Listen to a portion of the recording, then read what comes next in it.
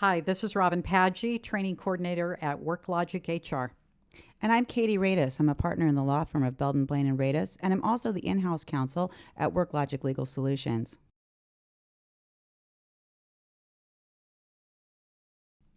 Today we're talking about preventing harassment, discrimination, and retaliation in the workplace.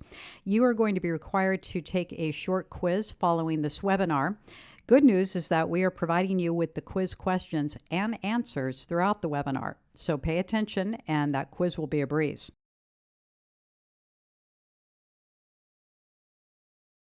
The objectives of today's program are threefold. By the end of the seminar, we hope that you're able to recognize behavior that could lead to a harassment or a discrimination claim. Everyone knows the obvious stuff to look for. If you see a coworker getting groped or attacked in a coat room or something, you know that your radar should go up. What you need to be able to look for, though, are the things that are less obvious, behavior that isn't quite as egregious, but could nevertheless lead to the same claim down the road. That's the first one. The second thing is that you need to be able to properly respond to harassment complaints. Very rarely do complaints come in with someone saying, by the way, this is an actual complaint. They come in sort of a disguised fashion where it's someone who says, gee, I don't like that person, or they bug me, or things like that. That's the kind of stuff you need to be able to recognize so that you can forward it to HR and we can make sure we take the steps we need to rectify that. And then finally, we have to be able to prevent inappropriate behavior going forward, whether that's retaliation or future harassment.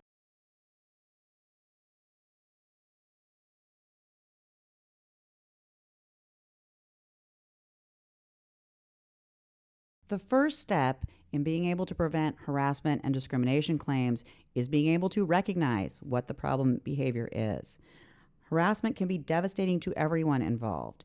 That's because we're talking about huge sums of money that are potentially at risk. In fact, the average jury award is $1.8 million. That's a lot of money. Most of these cases will actually settle. But guess what? The average settlement award is $300,000. That is a lot of money to give away to a plaintiff, to an attorney, and so forth. So the idea is we want to recognize this behavior so that we can curtail it and protect ourselves.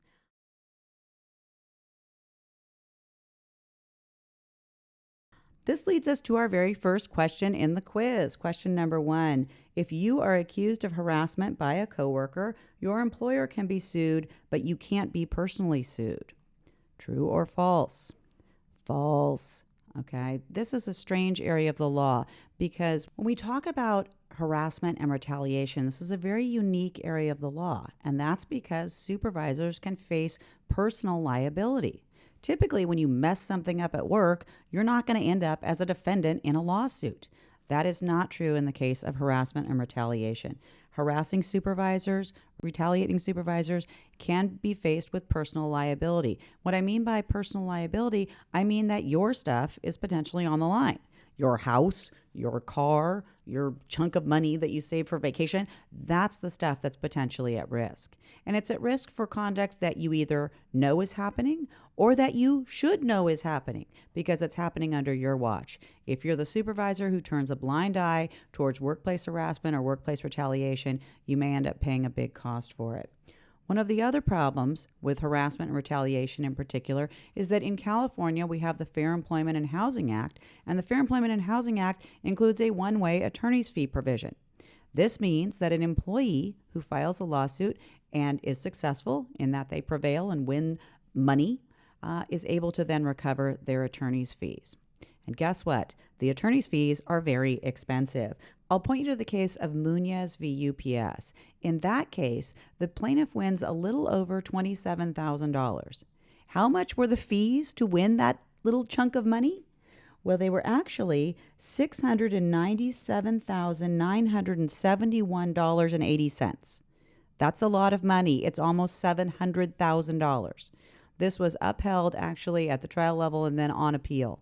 So that's what's potentially at risk. It's not just the amount of money you're going to end up paying for the underlying harassment or retaliation, but also coupled with those fees.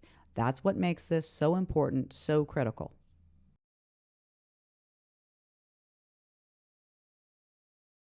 What is the definition of harassment? A lot of people think that everything's harassment. You're bugging me. Well, this is the definition. Harassment includes any conduct directed at someone or about someone because of being in a protected class, which substantially interferes with his or her work performance or creates a working environment that is hostile, intimidating, or offensive. We are going to give you lots of examples of folks who've done things to meet that definition. But before we do, here's some quiz questions.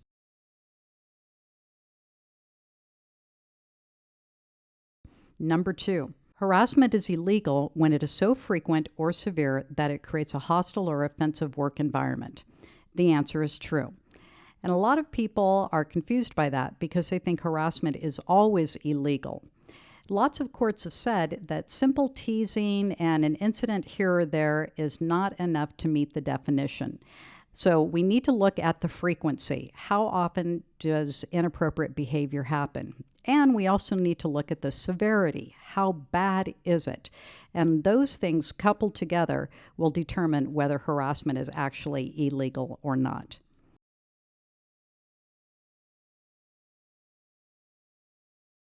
Question number 3. Harassment only includes conduct directed at someone or about someone because of being in a protected class. The answer to that is true. Now, we haven't talked to you about the protected classes yet, and we will.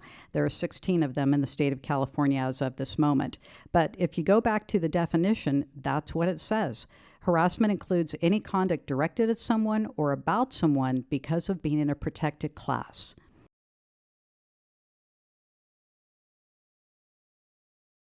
Question number 4. A single incident can be sufficient to create a hostile work environment. That answer is true. As I said earlier, harassment is illegal when it is so frequent or severe that it creates a hostile work environment. A single incident can be severe enough to create a hostile work environment. An example of a single incident that met the definition of harassment happened at Oberlin College in Ohio. A female service worker in the cafeteria had a male coworker place his pelvic area against her backside. And the lower court that heard the case felt that that single incident wasn't enough to create a hostile work environment. But the Sixth Circuit Court of Appeals reversed their ruling, and they found that a reasonable jury could conclude that the physical invasion of her personal space was sufficient by itself to create a hostile work environment. That's pretty scary. One of the things that's also scary about it is that it took the college a long time, about 5 months, to finally do something about it. We're going to be talking to you about how to respond to harassment, and one of the most important elements of response is that it happened quickly. You don't wait 5 months to get around to finding out what happened.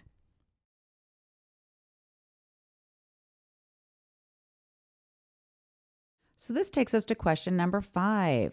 Sexual harassment includes unwelcome sexual advances, requests for sexual favors, and other verbal, visual, or physical conduct of a sexual nature. True or false?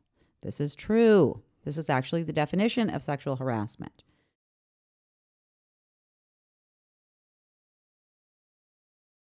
Question 6. Sexual harassment is the only type of harassment that is against the law in the workplace.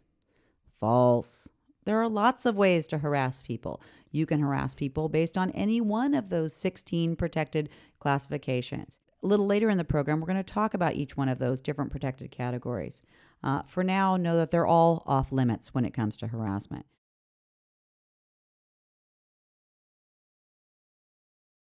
Question 7. Sexual harassment has to include conduct of a sexual nature. The answer to that is false. Now, a lot of people think it's false because they think, no, sexual harassment could include verbal or visual. Well, if it's something verbal of a sexual nature or something visual of a sexual nature, then it's still conduct of a sexual nature. So the answer is false, but it's probably for a reason that you don't know. That reason is sexual harassment also is when people make fun of each other because of their sex. Men making fun of women for being women, women making fun of men for being men. Now, guys, I don't know if you make fun of women, but I know some women make fun of men. I was driving around town and I saw a car that had a bumper sticker on it that said, "Men are idiots and I married their king." That's making fun of men because of their sex. That would be considered sexual harassment. Now, the woman who was driving that car with that bumper sticker on it has every right to do so out in the world. But if she were an employee who was parking on company property, it would be in your best interest to tell her she needs to remove the bumper sticker. And if she refused, it would be in your best interest to tell her she cannot park on company property. Sexual harassment is also making fun of people because of their sex and in the form of a bumper sticker. So, that kind of behavior is inappropriate in the workplace.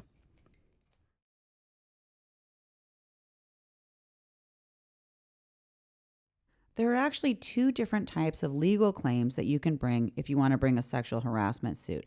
The first one is called quid pro quo. And a quid pro quo suit simply means that someone has premised a employment benefit or conditioned your employment on the performance of some sort of sexual favor.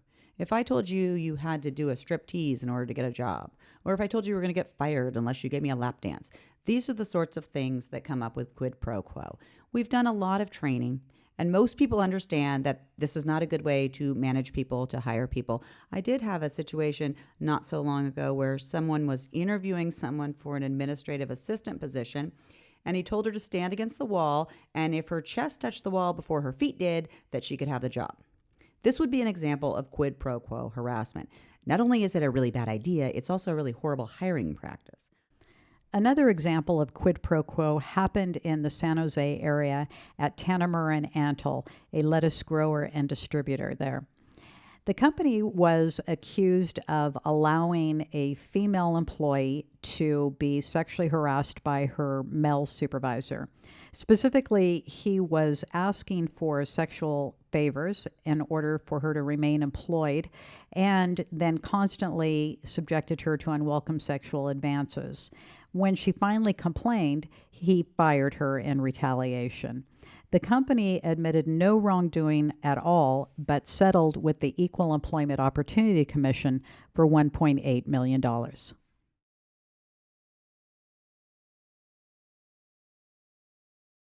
Hostile work environment is the other form of sexual harassment, and this can be created by anyone. In quid pro quo, it's someone in a supervisory position to someone who's not, so they are abusing their power. But in hostile work environment, it can be anyone, coworkers, supervisors, vendors, customers. Anyone can create a hostile work environment by asking for sex, talking about sex, showing sexual pictures, etc. Hostile work environment can also be created based upon the other protected classes. Racial harassment can create a hostile work environment. Religious harassment can create a hostile work environment. So any of the protected classes can also be used to create a hostile work environment. Our example of a hostile work environment happened at the Department of Corrections in Chowchilla. What happened here was two female correctional employees claimed that they were subjected to sexual harassment, not because the warden was subjecting them to sexual advances, but because he was giving favorable treatment to three female employees that he was having consensual sexual affairs with.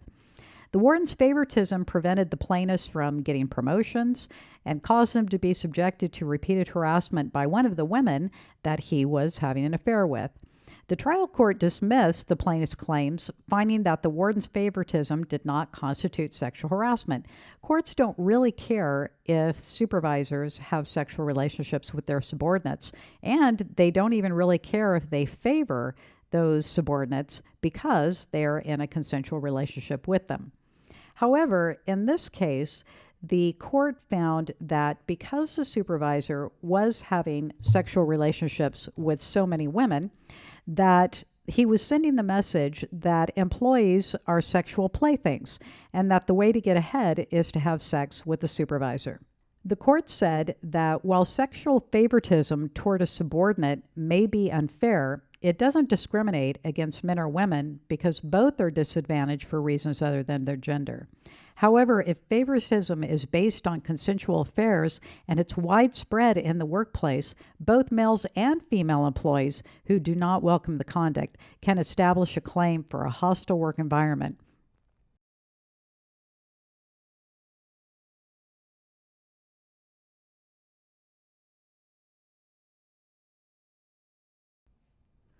Discrimination occurs when a member of a protected class is treated differently, specifically because of his or her protected class. It happens a couple of ways. One way is unequal or disparate treatment, and that is when, again, people are treated differently because of being in a protected class. For example, saying that married people can have weekends off, but single people need to work. Marital status is protected. You can't treat people differently because of being in a protected class. Saying that Christians get to celebrate their religion at work, but people of other religions don't. That is treating people differently because of religion, which is a form of discrimination. The other type of discrimination is unequal or disparate impact. This is where people might not mean to treat people differently, but because of the nature of their policies or practices, that's what happens. It doesn't have to be intentional. It can be accidental. My father told me a story 40 years ago. He wanted to apply for a position in law enforcement. And at that time, he said that there was a policy you had to be at least 6 feet tall in order to apply. On his best day, he was not 6 feet tall. He couldn't apply. So could a whole bunch of other people not be able to apply. Women rarely reach 6 feet tall. Some people of color, Asians, Hispanics, rarely reach 6 feet tall. So a policy that says you have to be at least 6 feet tall in order to apply might not seem discriminatory on purpose, but it might have an inadvertent way of keeping people from applying for a job. Any kind of policy or practice that accidentally discriminates against people is also illegal.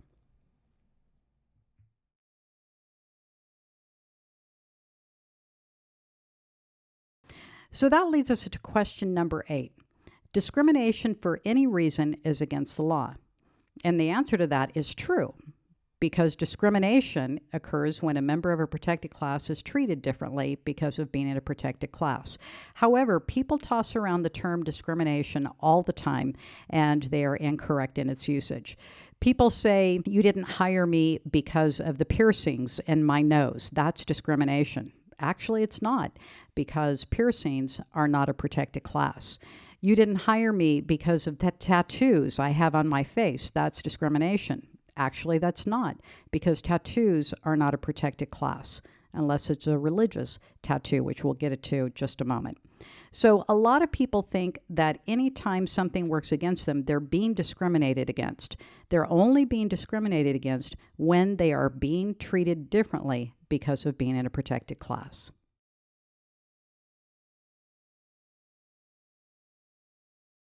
The next thing we'll talk about is relevant laws. When did harassment discrimination become against the law? That happened with the signing of the Civil Rights Act in 1964. Specifically, Title VII identified 5 classes that were considered to be protected. People could not harass or discriminate against people because of being in these 5 classes. And then California created its own law against harassment discrimination, and that is called Fair Employment and Housing Act, or FEHA. And under FEHA, California has more additional state protections. California has more protected classes than any other state in the nation. And then AB 1825 is the law signed by Governor Schwarzenegger requiring that you attend this webinar today. So the specific requirement is that all employers with 50 or more employees provide supervisors with harassment training every 2 years. So if you want to avoid training, go to work for an employer outside of California or that has fewer than 50 employees.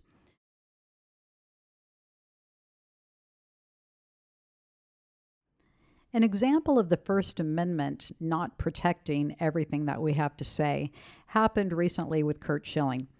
Most people know he's a former all-star pitcher, and he was one of the highest profile baseball analysts on ESPN until he got fired.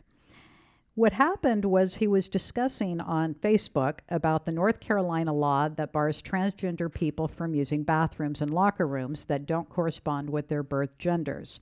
And on his Facebook page, he posted a photo that showed an overweight man wearing a wig and women's clothing with parts of the t-shirt cut out to expose his breast. It says, let him in to the restroom with your daughter, or else you're a narrow-minded, judgmental, unloving, racist bigot who needs to die. To that, Schilling added, a man is a man no matter what they call themselves. I don't care what they are, who they sleep with.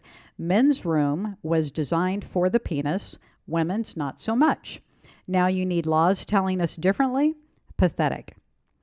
ESPN canned him for that Facebook post. They said ESPN is an inclusive company.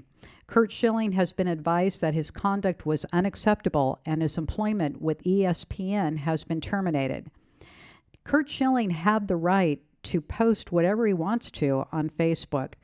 ESPN has the right to fire him over posts that are derogatory and discriminatory in nature.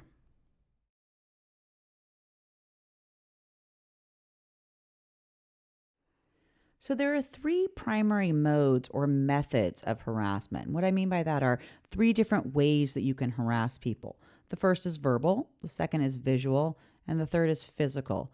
Let's talk about verbal harassment. When I talk about verbal harassment, I'm talking about the things that you hear, the things that you overhear, the things in the workplace, and it might be derogatory comments or jokes or stories, nicknames. All of those sounds that come about in the workplace can form the basis for a claim.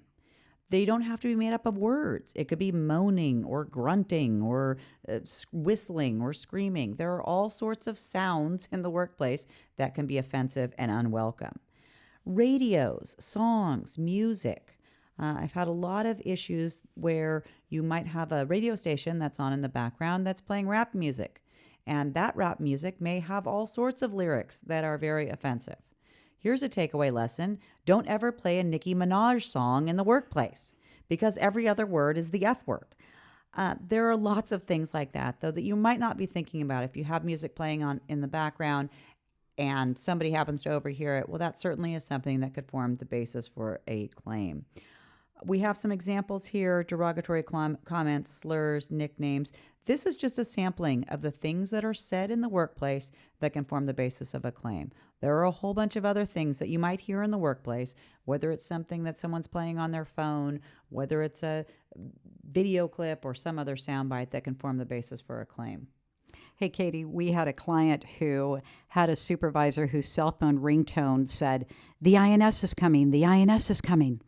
So I think he thought that was funny. Other people, not so much. And so they told him to change his cell phone ringtone. And so then that begs the question, may employers or supervisors tell their employees to change the ringtone that's on their personal cell phone?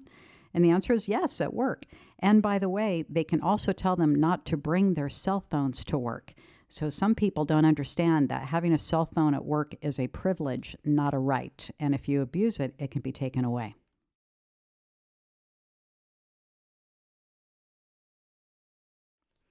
That leads to question 10. It's okay to make jokes about race, religion, sexual orientation, etc. if you are of the same race, religion, or sexual orientation. True or false? False. It doesn't matter if I'm in the same gender, race, religion, whatever protected group you want to choose. If I'm saying this joke to someone else, they, A, may be offended even though they're not saying that, but somebody else can overhear and they can be offended. That kind of joking and teasing is just not appropriate in the workplace.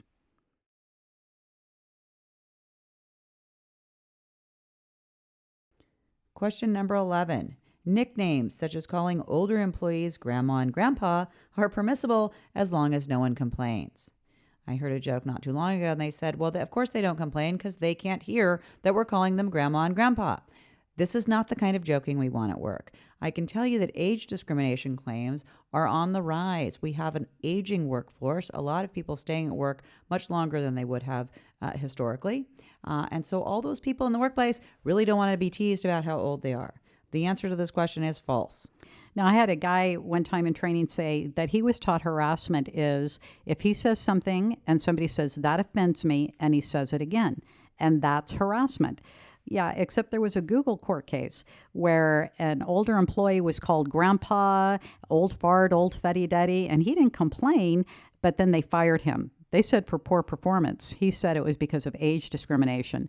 Google settled that for an undisclosed amount of money. I would like to know how much that was. The thing is that people don't complain until they don't have a job anymore, and then they complain. Yes, every employee is happy until they're not.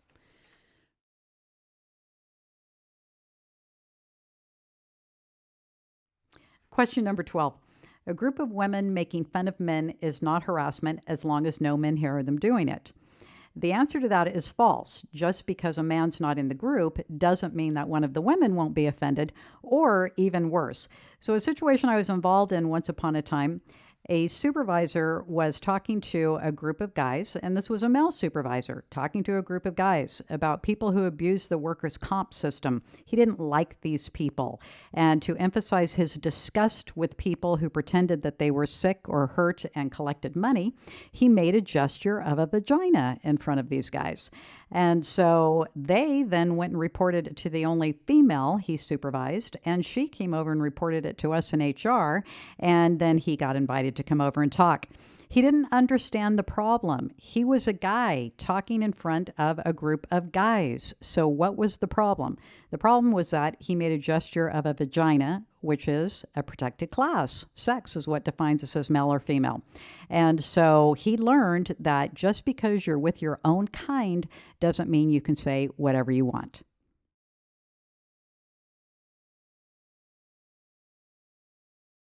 So question number 13.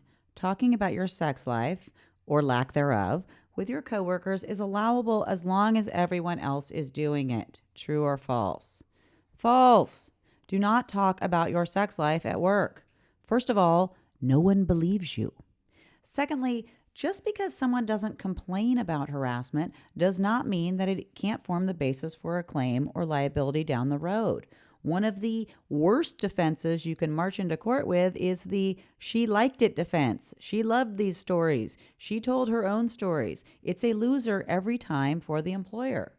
A winner for the employee, though, was the "I only did it in order to get along with folks," the "go along to get along" story. And so a woman went to work in an auto body store, and the guys put up their porn. She put up hers. They told their sexual stories. She told hers. And then one of the guys went a little too far, and she filed a complaint with HR and then quit and sued. The employer's defense was, she did it too, so how can she sue us? Her attorney said the only reason she did it was to get along with the guys, and she won. So just because everybody's doing it doesn't mean that somebody won't win a lawsuit.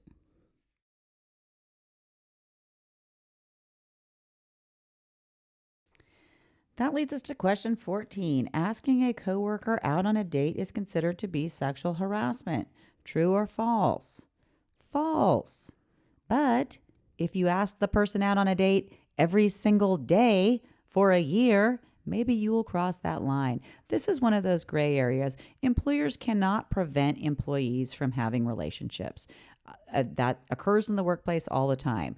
However, at some point, when someone says, "No, I'm not really interested in dating you," and the person persists, you cross over that line and enter the world where you're going to get sued. There was a case where a male coworker kept asking out a female coworker over and over and over again, and the answer was always no. So finally she went to HR and said, "Tell him to stop asking me out." And that's one of the fun things about being in HR is you get to tell people that she doesn't like you, stop asking her out. So he did stop asking her out. He would just stare at her in the workplace. And she went to HR and she said, "Tell him to stop staring at me." And they said, "We can't prevent him from looking at you." So she filed a sexual harassment lawsuit against the company. The court found him stopping by her workstation and staring at her to be stalking her, and she won. So it's okay to ask somebody out, but if they say no, then the answer is no.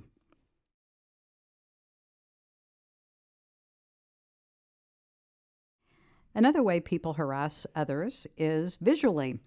So what kind of things do people show that gets them in trouble? First is porn. How many of you watch porn at work? Oh, I wish I could see your hands go up. You might laugh, but lots of people watch porn at work. Most porn watching is done between 8 a.m. and 5 p.m.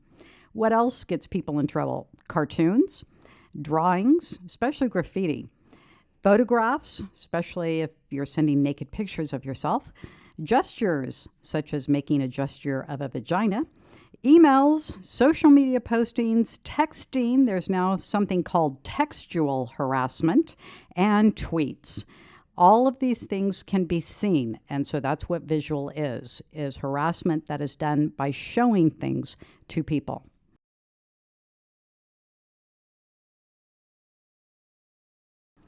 So question 15. Employees can't be disciplined for emails they send to their friends at work because those emails are personal. True or false? The answer is false. You can be disciplined for the emails that you send. And hopefully nobody thinks that anything they're sending electronically through their work equipment is private anymore. There should be no expectation of privacy whatsoever if you are sending things on your work-issued computer or phone.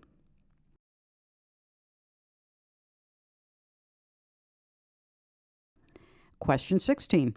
It's legal to send sexual photos of yourself to your coworkers as long as it's done on your own time with your personal phone or computer. A lot of people think this is false, but the answer is true. Unless you're under the age of 18, it is not illegal to send sexual photos of yourself. Now, is it a good idea to send sexual photos of yourself to your coworkers? It is not. Even when it's done on your own time with your own equipment, what can happen is that you send a photo to a coworker who doesn't want to receive it. And then they bring it into the workplace and show it to their manager or HR director, and then it becomes a workplace issue. So anything that you do outside of the workplace that involves your coworkers can become a workplace issue if they don't like being involved in it. You know, Robin, I think all photos at work should be banned. We had a client not so long ago that had a sales meeting, and the person sat in the sales meeting and he didn't like what was said. And so he left the sales meeting and went to the bathroom, and he went to the bathroom. Okay. And he had his phone with him and he took a picture and he sent it off to the boss and said, "This is what I think of your marketing plan." Really? Yes, really. That's what people do with their phone when they have that capability of sending off that knee-jerk reaction, and it can really get you into trouble. Indeed.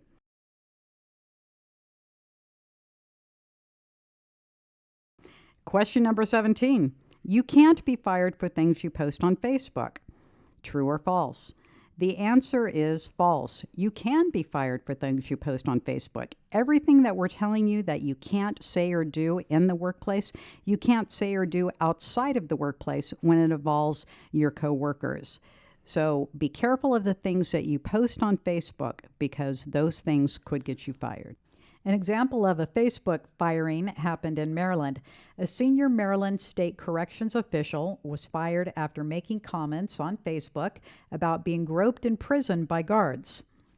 His post said, "Visiting the prisons. Haven't been groped this much since the flight on the honeymoon. And this is just the guards." He was the Department of Public Safety and Correctional Services Statistics Chief, and his boss got a hold of that Facebook and fired him.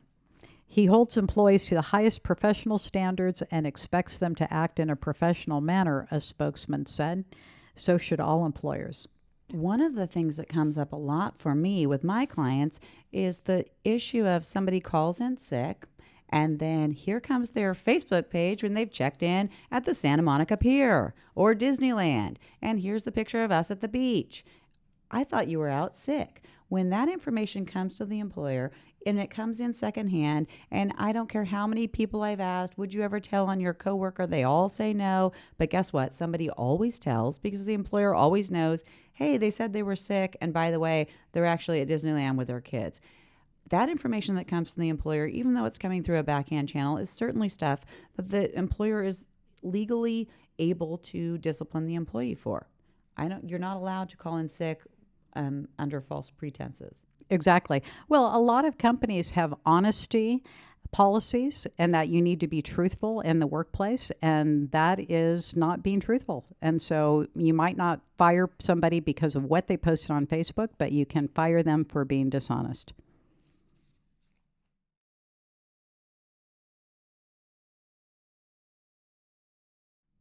So the third mode for harassing people is physical conduct. We've talked about verbal conduct.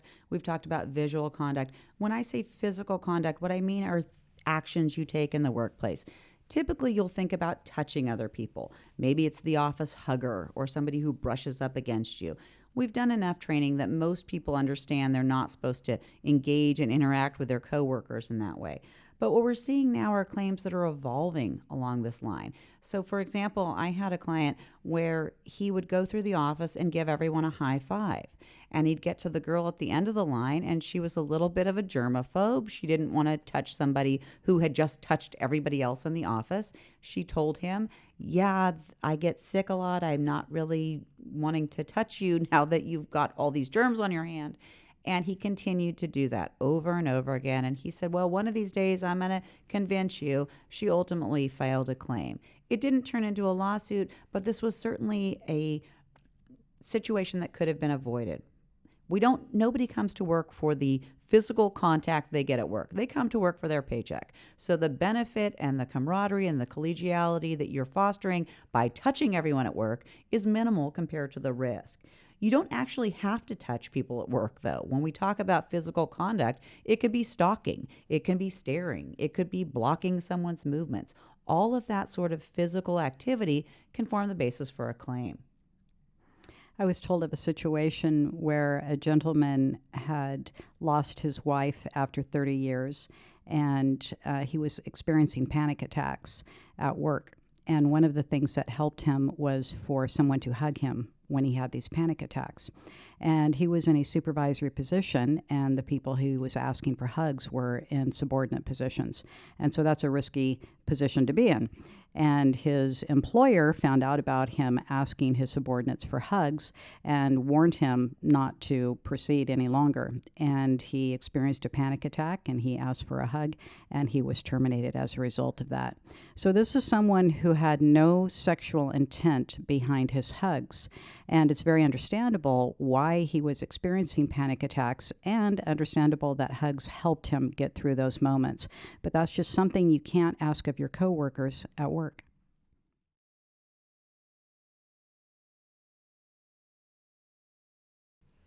This leads us to question 18. Staring at someone can be a form of harassment. True or false? True.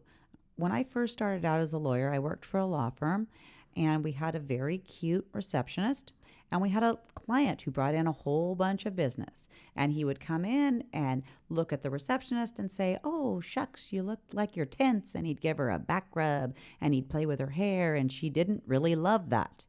So she complained about it, and so he would come in then and just stare at her. And he really liked that receptionist. The staring was just as bad as the back rub. She eventually complained again, and by the time I left the law firm, the client no longer came in through the front door. They moved him, he came in through the back door, and he didn't interact with that receptionist any longer. Staring, just because it's not actual physical contact with the person, is just as bad as touching them. I had a participant in training say, "But what about the 7-second rule?" I said, "I don't know about the 7-second rule." He said, "Yeah, I was told by a buddy that you can look at somebody up to 7 seconds, and if you divert your eyes, then you can't get in trouble." Nothing like that exists. So I told him, get his harassment training from experts, not from his friends.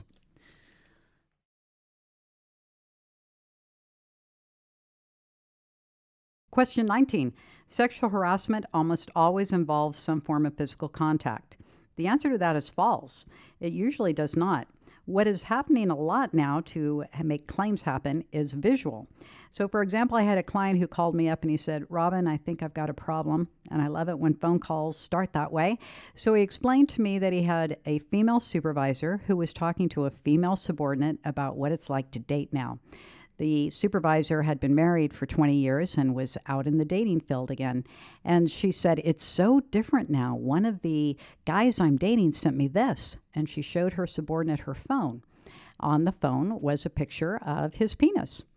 The subordinate did not appreciate seeing that picture and complained to management. And management said to me, "This is just girl talk, right? They're talking about dating. Girls get to do that in the workplace, right?" And I said, "It's a supervisor showing porn to a subordinate who did not want to see it."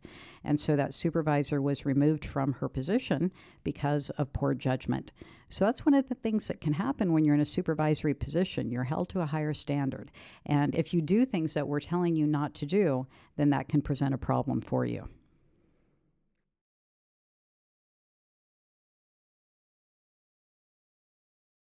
Question 20. In order for sexual harassment to occur, the harasser must sexually desire the victim. True or false? False.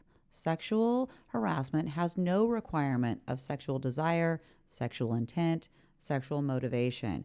We had a case not so long ago that actually went all the way to trial, and it was based on a series of events, but the straw that broke the camel's back was you had an employee who was sitting in a car, and he was sitting in the passenger seat, and his supervisor opened the passenger door and said, "Will you hand me my lunch?" And the lunch was seated in the driver's side seat. And so the employee was annoyed with the supervisor and said, "Why don't you get your lunch yourself?" The supervisor said, "Fine," and attempted to climb over the employee. He slipped and landed in a way that was a little bit suggestive because his face was now in the lap of the employee. He grabs the lunch and leaves the car. This was an interaction that lasted all of about a half of a second, and yet it formed the basis for a claim.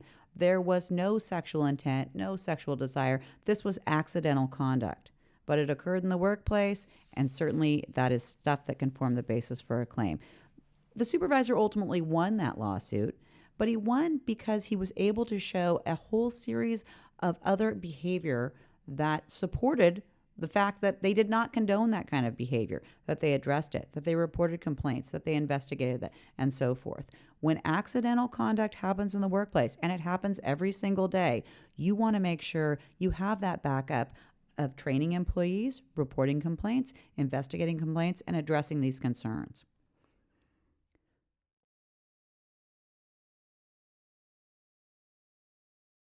Question 21. Heterosexual men cannot be found guilty of sexually harassing heterosexual men because there is no element of sexual desire. True or false? False. As we mentioned, you do not need sexual intent or desire in order to form the basis for a claim. Any sexual conduct in the workplace, whether it's teasing, joking, name-calling, hazing the new guy because he's brand new, all of that behavior can form the basis for a claim. Well, you talked about the case where the supervisor accidentally did a face plant, but situation that was on purpose was a case where a guy went to work in an offshore oil rig. Other guys would come up behind him and pretend to have sex with him. And that was on purpose. He didn't like it. And he complained to his supervisor, whose response was something like, "Man up," which is not the correct response. And so he did man up. He sued the company for sexual harassment. This was in the late 90s. And the lower court that heard the case said these are all heterosexual men. So how can there be sexual harassment? But the Supreme Court said it's conduct of a sexual nature. It's unwanted. That's sexual harassment. So those guys went down in the history book as setting the precedent that heterosexual men can be found guilty of sexually harassing heterosexual men.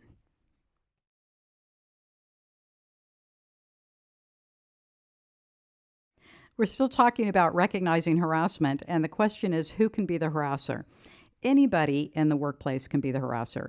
Supervisors usually are, and we're going to tell you about a lot of court cases where supervisors harass their subordinates, but the subordinate can be the harasser too. Independent contractors, so anybody who drops things off, who comes into the workplace to fix things, could be the harasser. That's the UPS person, that's the FedEx person, that's the plumber, that's anybody who comes into contact with your employees, including non-employee third parties, and that's usually your customers.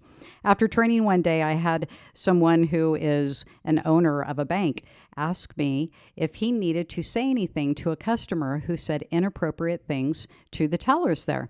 And I told him, yes, you do. And he said, I'm afraid if I say something that he'll take his money out of the bank and go someplace else. And I said, well, if you don't say anything, your employees might sue you. And so you'll lose the money that way. So you need to choose. Who can be the victim? Supervisors, and sometimes supervisors are the victim of harassment by their subordinates. So harassment doesn't have to go down the food chain, it can also go up the food chain. But non-supervisors are usually the ones who are the victim. Temps can also be victims of harassment. So if you have temporary employees who are working through a temp agency, don't think that you don't have liability over them, because you do. And interns and volunteers were added to the list in 2015. So any of those folks can be the victim of harassment. And when you're in a supervisory position, your job requires you to make sure that no one harasses your employees and that your employees don't harass any of the other folks that they interact with.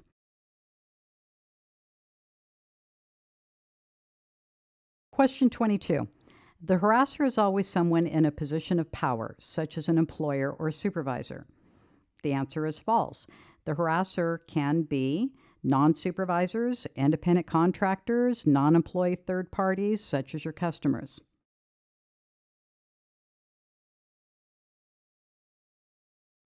Question 23. Only employees are legally protected from harassment. False. The other folks who are protected include volunteers, interns, and temporary employees.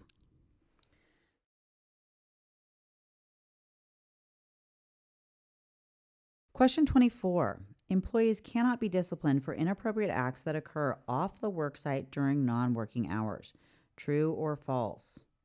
False.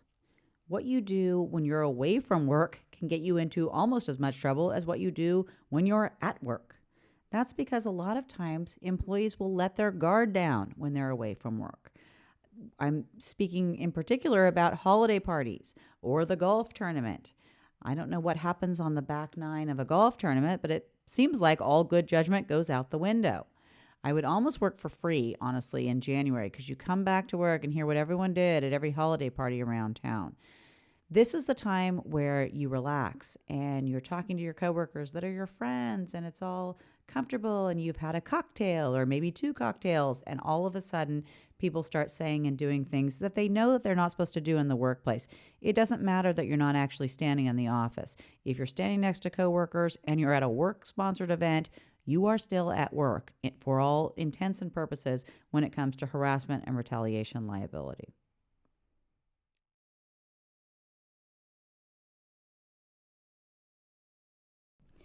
So now we finally get to the protected classes. Question number 25. Which of the following is considered to be a protected class in California?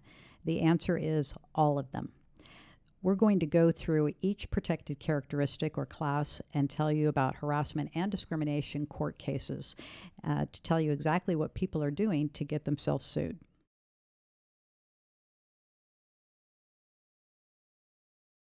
The first one we're going to look at is race, and this case was a steel plant called ArcelorMittal in upstate New York. Former employee Elijah Turley testified during a 3-week trial that for 3 years, his bosses sat by while his coworkers harassed him, writing KKK and King Kong lives on the walls, playing howling animal noises over the loudspeaker, hanging a stuffed monkey with a noose around its neck from his car, and even threatening his life. After 3 years of that, he sued. ArcelorMittal said that Turley's account was mostly accurate, that the employees had done those things, but they likened the verbal harassment to regular old trash talking. These are just guys talking trash to each other. Jury awarded Turley $25 million.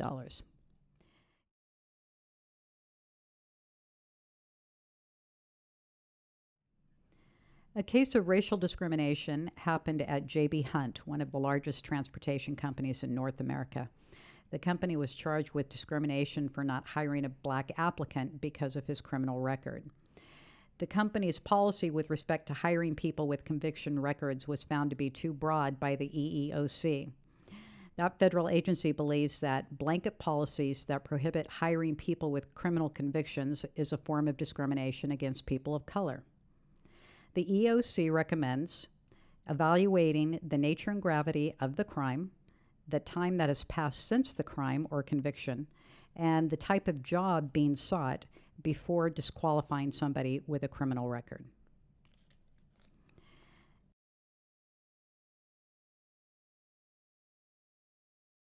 Example of color harassment and retaliation happened at Applebee's in Georgia. A light-skinned black manager consistently made derogatory remarks to a dark-skinned black employee about the color of his skin, then fired the employee when he threatened to complain to headquarters. The EEOC sued, and Applebee's settled for $40,000.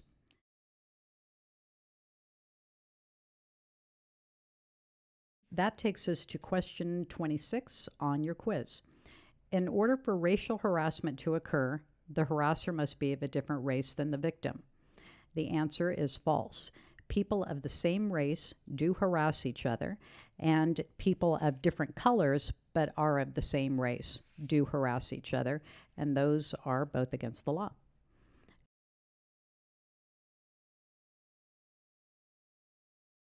Question 27. White people are protected from harassment discrimination based on the color of their skin. The answer to that is true. Now, if you said false, let's make sure that you read the question correctly.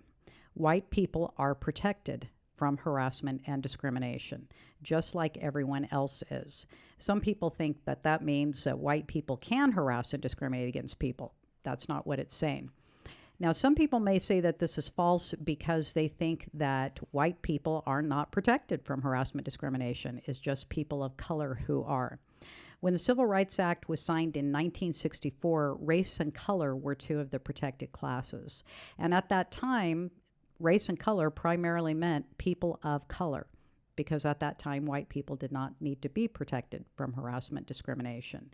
Today, that's a different case, and everyone is protected based upon the race and the color of their skin.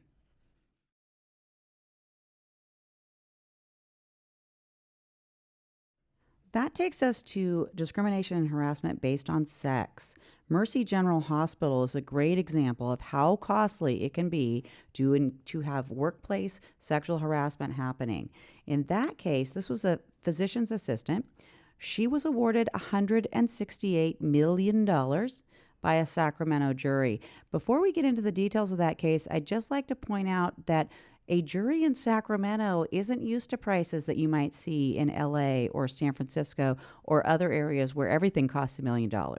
This is a group of people that are very aware of the value of money, and they still gave her $168 million, a single plaintiff. This is not a class action. So what was it that happened that was so bad? Well, in this case, she complained to the HR department at least 18 times, and she was complaining about behavior that was especially egregious. There were comments about sexual fantasies, different escapades. I think at one point she was poked with a needle. Obviously, this is very bad conduct, but it gives you an idea of how costly this stuff can be.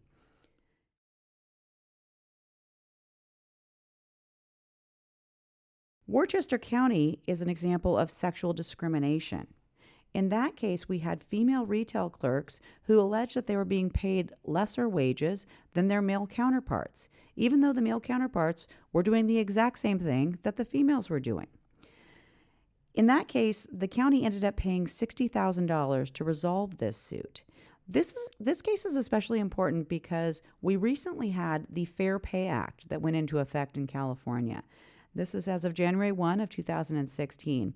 The Fair Pay Act changed the law. We used to have a saying that said equal pay for equal work, and that's what the law was.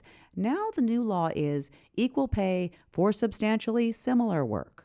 Substantially similar is not the same as equal. What you need to look at is whether the skill set, the responsibility, the effort that is required is going to be similar to that of another employee. If it's not similar, you need to be able to justify that disparity. If the male employees are being paid more, there needs to be a legitimate business reason as to why that pay differential exists. Maybe it's based on seniority, maybe it's based on education. It just needs to be based on something other than sex.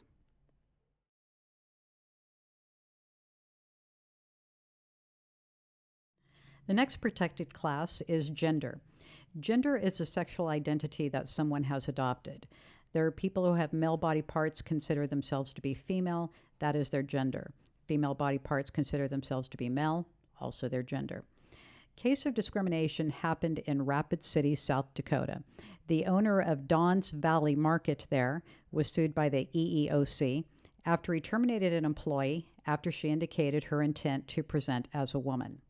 He hired someone who presented as a male, and after going to work, the employee said she was going to present as a woman. Even though she was well performing, she had recently been promoted, the supermarket owner terminated her. The EEOC sued, and he agreed to pay $50,000 to the former employee.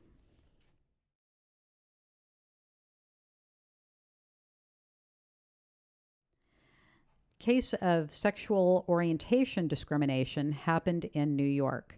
Morella Salimi was a chef and manager for Marianne's Mexican restaurant for 5 years in New York. She was a Catholic and a lesbian and claims that every Wednesday her boss, Edward Globokar, would lock the doors of the restaurant and force all employees to attend a 2-hour prayer service, during which Globokar and his pastor would declare homosexuality a sin. He also told Salimi on various occasions to be more effeminate, to get married, and to have kids, or else face eternal damnation. Salimi says that she asked Globokar repeatedly to stop condemning her sexuality and forcing her to attend services for a religion that wasn't her own. But Globokar allegedly retorted that unless she changed her orientation and attended church, her job was at stake. Globokar had to pay $1.6 million for discrimination against sexual orientation.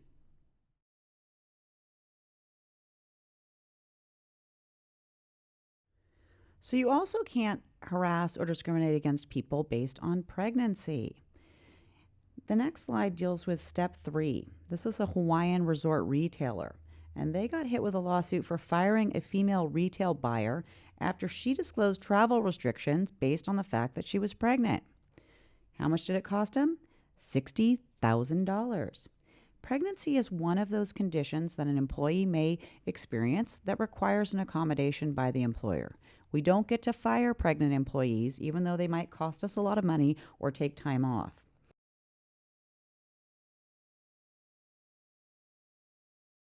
Linked to pregnancy is breastfeeding. Acosta Tacos learned this lesson the hard way. Marina Chavez worked for them as a cashier.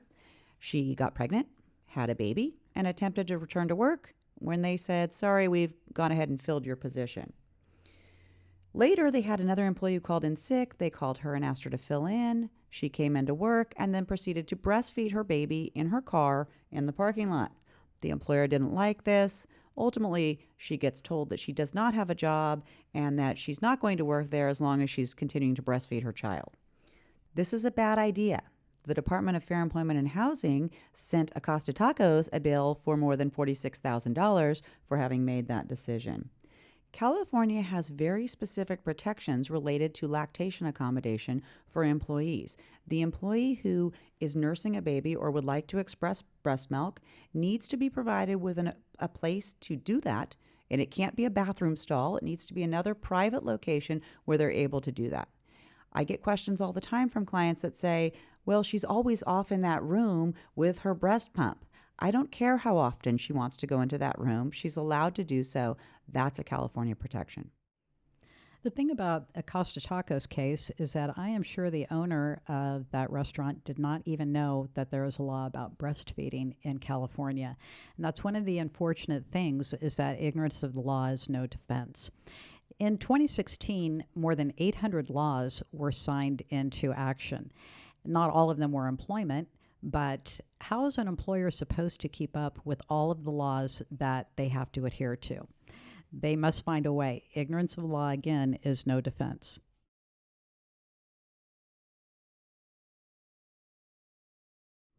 I want to talk about marital status now, and I could not find a court case to talk about marital status, but I do have an employer who told me once that he likes to hire married men. They show up for work. He said single guys, they go out, they get drunk, they can't come to work. Married guys come to work. They don't want to stay at home. They want to come to work. I told him you cannot make employment decisions based upon marital status. So marital status is whether someone's married, divorced, widowed, or single. And our quiz question actually happened with a client. Telling a subordinate he needs to marry the woman he lives with in order to make an honest woman out of her is okay because it has nothing to do with work. The answer to that is false. With this particular client, he was conducting a performance evaluation, and at the end of it, he told his employee he needs to marry the woman he lives with. Problem with that is twofold. Number one, it's none of his business. Number two, if he fires that subordinate, the subordinate might have a claim against the company for marital status discrimination.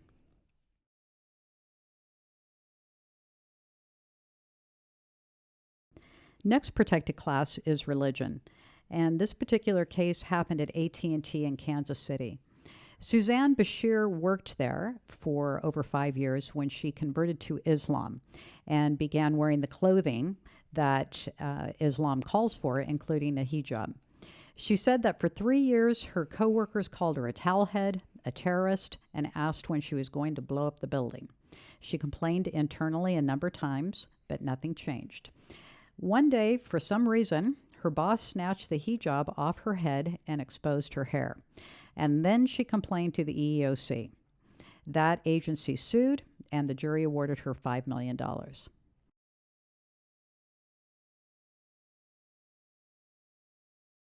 A case of religious discrimination happened in West Virginia at Consolidation Coal Company.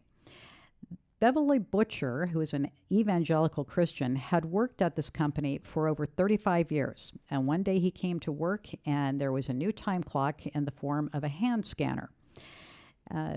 Beverly informed management he could not use the hand scanner because of his religious beliefs. He believed that scanning his hand would give him the mark of the beast. And in case you're unfamiliar with that term, the mark of the beast is from the book of Revelation in the New Testament of the Bible. The beast is the Antichrist, and a mark is placed on the hand or forehead of his followers so they can buy and sell things at the end of time. You might have guessed having this mark is not a good thing. So Butcher requested an accommodation. And according to the EEOC, the company refused to consider any other way of tracking his time and told him he would be disciplined up to and including termination if he refused to use the hand scanner. So he retired instead. The EEOC sued, and the jury awarded him more than $500,000 in lost wages and benefits and compensatory damages. Employers must accommodate religious beliefs and practices if it's reasonable. And in this case, I'm sure the employer thought, this is crazy. This hand scanner is going to give this guy the mark of the beast? That's stupid. And so why do we need to accommodate it? It doesn't matter whether you believe in the same religious beliefs or not. Employers must try to accommodate the beliefs and practices of their employees if it's reasonable. And in that case, it would have been.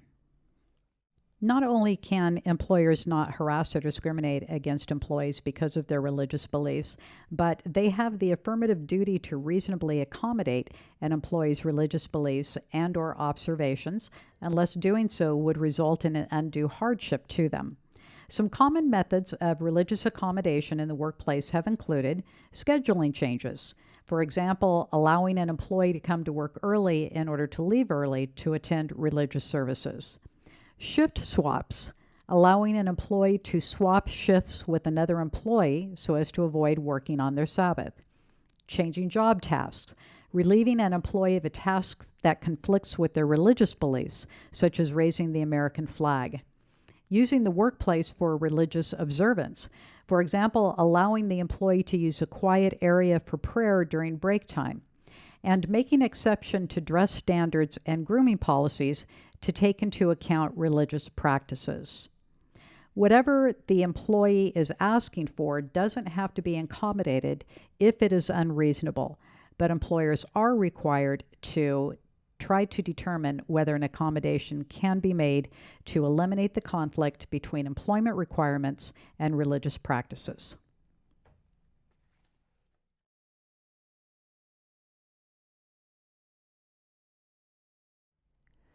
National origin is another protected characteristic. Delano Regional Medical Center learned this lesson the hard way. They were hit with a claim based on an English-only policy. English-only policies are not legal. We cannot require that all of our employees only speak English when they're at the workplace. In this case, it was Filipino Americans who complained.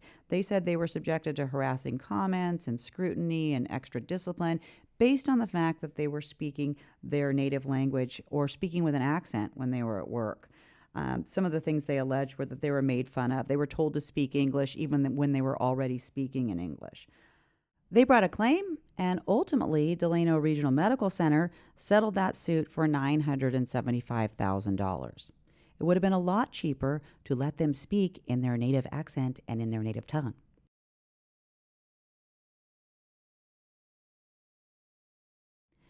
Let's move on to ancestry. Washington State University Tri-Cities got sued because employees claimed that the director of student affairs called them names that were based on their ancestry, in particular Nip and Tokyo Rose. Those are derogatory terms for Japanese people, particularly during World War II. They also alleged that they were called Kunta Kinte, which is the name of a black slave from the book Roots, and they complained about various other behaviors in the workplace. Ultimately, the employee was awarded $100,000 based on these actions. Ancestry, just like national origin, is not something that's appropriate for comments, jokes, or other things in the workplace.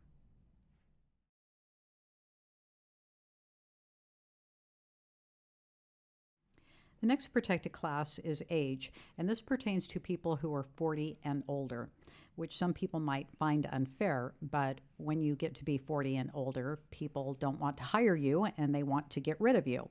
Such was the case in our court case. Dr. Pepper Snapple Group was ordered by a California jury to pay $18.3 million to 6 former employees who alleged the company committed age discrimination.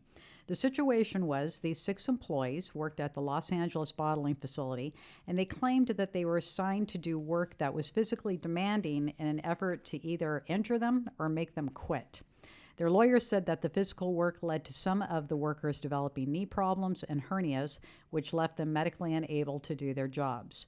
Each of the employees had worked at Dr. Pepper Snapple for at least 20 years. One of the things employers need to be concerned about is making employment decisions about a group of people. If everybody in that group is 40 and older, there's a chance of an age discrimination claim coming.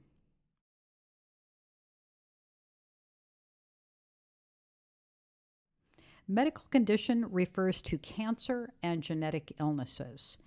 Charles Weidman worked for Acme Electric as Western Regional Sales Manager, and he developed kidney cancer in 2006 and then prostate cancer in 2007. His cancers required 2 surgeries and numerous cancer-related outpatient appointments. And the company was very good about granting his request for time off for the surgery and for recuperating.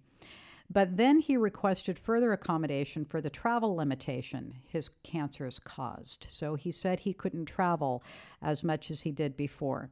This time, the company refused to grant or even acknowledge the accommodation request. Instead, Mr. Weidman's supervisor gave him an unfavorable performance evaluation and criticized him because he couldn't travel. Shortly thereafter, and failing to take into account that his performance had improved tremendously while he was recuperating, the company fired him. And they said the reason that they did it is because he couldn't do his job because he couldn't travel. California's Fair Employment and Housing Act, which is called FEHA, says that people with disabilities such as cancer have to be reasonably accommodated so that they can continue to work. And the Fair Employment and Housing Commission found that Acme Electric violated FEHA by refusing to accommodate Mr. Weidman's travel limitation and failing to engage in a good faith interactive process. They said they discriminated against him because of his disability and failed to take all reasonable steps necessary to prevent discrimination. So that's one of the things a discrimination claim can turn into a lot of claims. To compensate Mr. Weidman for his losses, the commission awarded him $748,000 plus change for lost wages, $22,000 for out-of-pocket expenses, $50,000 for emotional distress. And then they ordered Acme to pay $25,000 to the state's general fund as an administrative fine.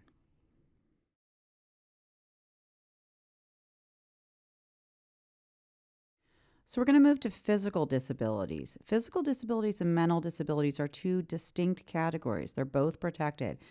Tesoro Refinery learned that lesson. Michelle Daniel had worked for them for 18 years. She suffered an on-the-job injury, and that required knee surgery and then some follow-up treatment. The company decided they weren't going to accommodate that, and instead they terminated her. So she took her claim to the jury, and a jury gave her $8.5 million.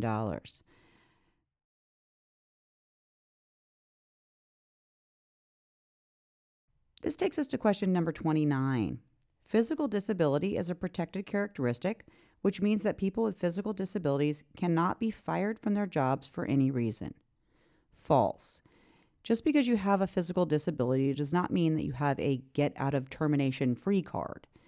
What a physical disability means is that it triggers an obligation on the part of the employer. When an employee or a job applicant, for that matter, has or is perceived as having a disability, the employer is then obligated to start the interactive dialogue process. This is a conversation you have with the applicant or the employee where you assess whether or not there might be a possible reasonable accommodation. Not all of the obligation falls to the employer. The employee or applicant needs to suggest possible accommodations or things that might work within the parameters of what their limitations are. But it's the employer's job to start that discussion.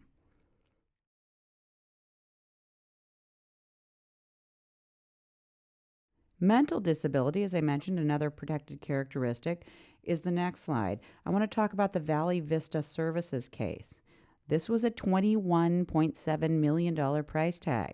It's an employee who had worked there for 7 years. She suffered severe panic attacks and asked for some time off based on those panic attacks. The company fired her after a month and said she had abandoned her job. Okay, wrong. She didn't abandon her job. She asked for an accommodation. Mental disabilities, I often get pushback from clients because the idea is that an employee or an applicant who is mentally disabled cannot possibly perform this job. But there are a number of jobs that people with mental disabilities can perform. And in fact, the American Medical Association continues to expand the definition of mental disability. There are lots of jobs that people with mental disabilities can perform. I work with a lot of lawyers, and I can tell you there are a lot of mentally disabled lawyers out there.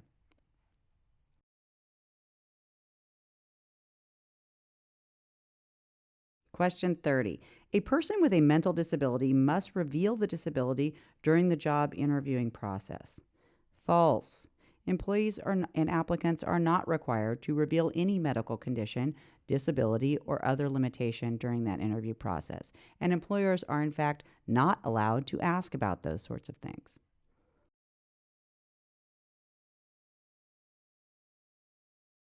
Question 31. Because employers cannot discriminate based on mental disability, job applicants who are impaired by conditions such as mental retardation must be hired. False. An employee still needs to be able to perform the essential job duties. If I am blind, I don't get to be a pilot. That's just the way it goes.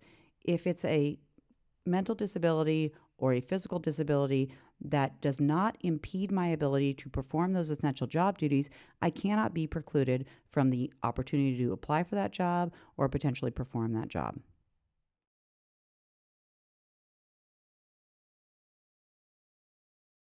Genetic information is your DNA. How would employers get it and why would they want it? How they get it is through a medical exam, and why they would want it is because your DNA can tell employers what illnesses you have or you might get. That happened at Loma Linda University.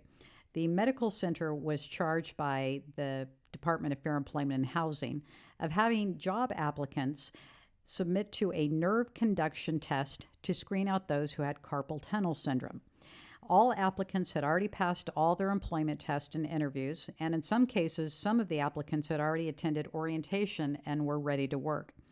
Nonetheless, the hospital rescinded employment offers after some of the applicants failed the test results, even though there was no evidence they could not perform the essential functions of the job.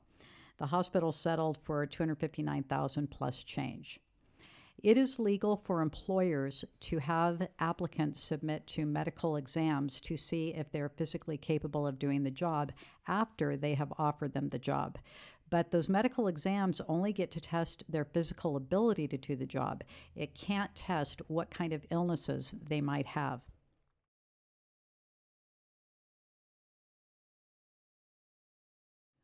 Military and veteran status is our last protected class.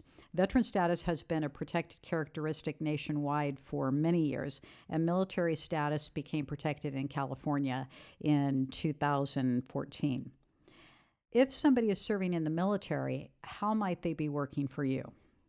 Because we have folks who serve in the reserves. And one person that served in the reserves was Vincent Staub. He was required to attend occasional weekend training and 2-week training program during the summers.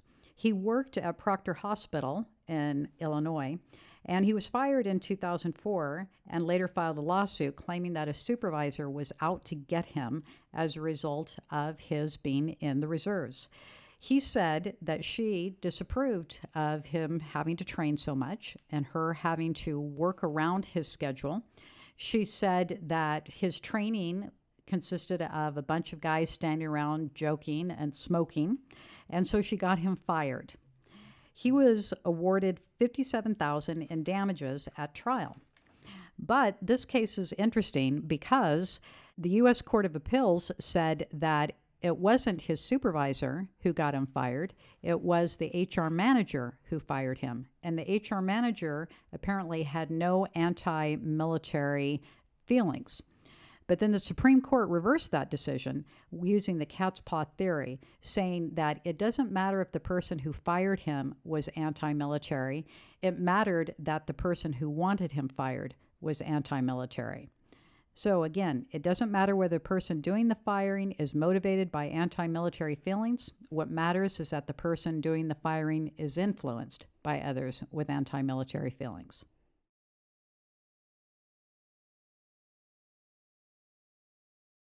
So now we've concluded talking about the protected characteristics. What we're going to move on to now is retaliation. And one of the important things to think about with retaliation is the fact that this can form a separate basis of liability. Even if there has been no harassment at all, if you retaliate or take adverse action against an employee who has complained or who has participated in an investigation, you can be on the hook. There's a funny joke that everything you learned in law school, you could have just learned on the playground. That's because a lot of our legal premises harken back to playground justice. For example, you snooze, you lose would be the statute of limitations. When we talk about retaliation, this is paybacks. I'm going to get you. If you do something to me, I'm going to get you back. And what the law says is that we're not allowed to pay somebody back or get them back for complaining about harassment, for participating in an investigation, for giving evidence in support of an employee who has alleged a complaint. The definition of retaliation is that it's any adverse action or punishment that's made in response to a complaint of harassment, discrimination, or other illegal conduct. The Wisconsin Department of Veterans Affairs gives us a good example of this. Gary Winstrom was an assistant administrator, and when a coworker brought a claim against their mutual supervisor, he signed an affidavit in support of the employee. Seemed like a good idea, except that then the employer decided to relocate him to a new work location that was 216 miles away. Instead of making that round trip 216 miles every day, he decided to quit his job and file his lawsuit. That was a smart financial decision because he was ultimately awarded $1.8 million.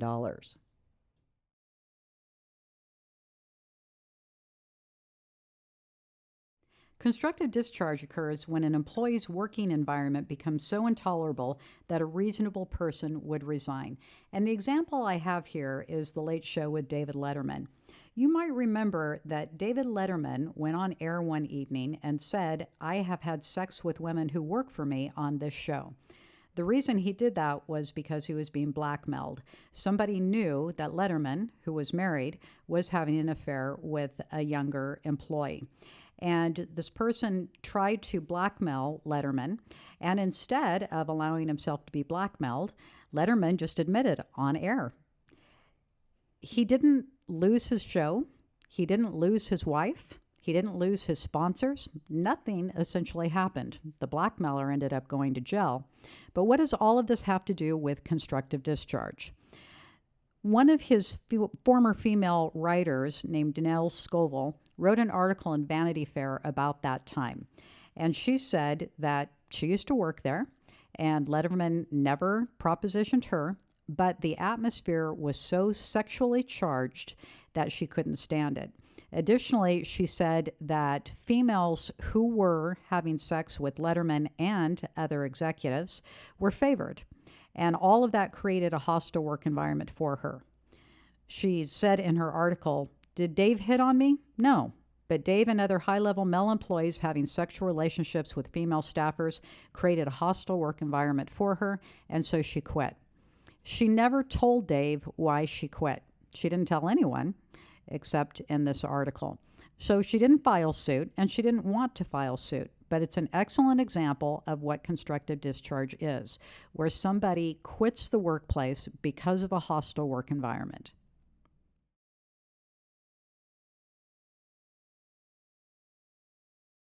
Question 32. If you're a victim of harassment or discrimination at work and decide to quit instead of filing a complaint, you cannot later successfully sue the company for the harassment or discrimination.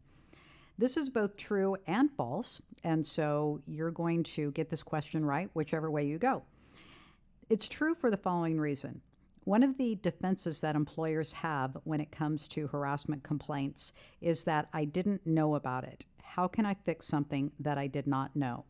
And so if an employee does not take advantage of an internal complaint process and put somebody on notice that something is happening that they don't like, how is the employer supposed to fix it? So in many cases, employees need to take advantage of an internal complaint process, and if the employer doesn't fix the situation, then the employee quits, then the employee files suit for constructive discharge, then the employee wins. This is also false, though, Robin. In a lot of cases we've seen where the employee never actually voiced a complaint. And I have employers and clients that call and say, "Why am I on the hook for this? I would have fixed it had I known about it." What the court is going to look at is whether you knew about it, okay, they didn't know about it, or should have known about it. And when they look at whether you should have known something, they're going to look at the office culture, the work environment as a whole. They're going to dig through your computer to see what kind of emails you're sending out. What text messages are you sending? What other people in the workplace can come forward with derogatory comments and dirty jokes and all sorts of other things that you've done? What did you do at the Christmas party last year? All of that behavior can come in to show the type of culture that is going on in your workplace. If you are a supervisor and you're engaging in that behavior, you are sending a tacit message to every single person underneath you that this is okay. An employee who works in that environment can later come back very easily and say, "I was afraid to complain. I was afraid to raise this as a concern. I went along with this bad behavior so that I could keep my job."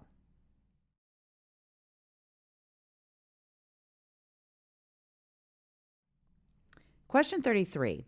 If an employee complains of harassment or discrimination, that person cannot be fired for any reason. True or false? This is not a trick question. The answer is false. Complaining about harassment or discrimination or retaliation is not a get out of being fired free card. Employers who want to discipline people based on legitimate performance-related issues are certainly free to do so. If an employee marches into a termination meeting, and generally they know they're coming into a termination meeting when you tell them to come meet with HR at 5 p.m. on Friday, they often start that conversation with, "By the way, I've been harassed for the last 6 months." That's fine. We'll go ahead and look into that harassment complaint. It does not insulate them from whatever disciplinary action you are going to take. What is key is that you have a file that will support that disciplinary action, but it does not mean that you can't actually take that. It doesn't alleviate your burden to go back and investigate whatever they've alleged, but it also doesn't mean that you can't take whatever action you're already prepared to take.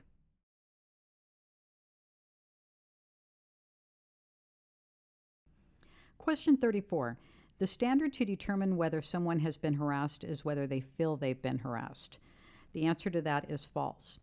Now, a lot of people think that if I feel I'm being harassed, I'm being harassed. And the reason for that is that people like me tell them it doesn't matter what the intent of your behavior is, it matters what the effect of your behavior is. Having said that, that is not the standard. If everyone who felt they were being harassed was being harassed, then everybody would win their lawsuits. The standard is what a reasonable person thinks is harassment.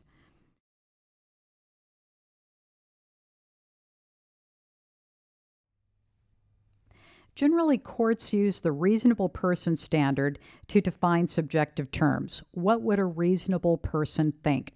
Investigators like me use that standard during our investigations. If we think a reasonable person would find the behavior that we've discovered to meet the definition of harassment, then we advise the employer to take certain action.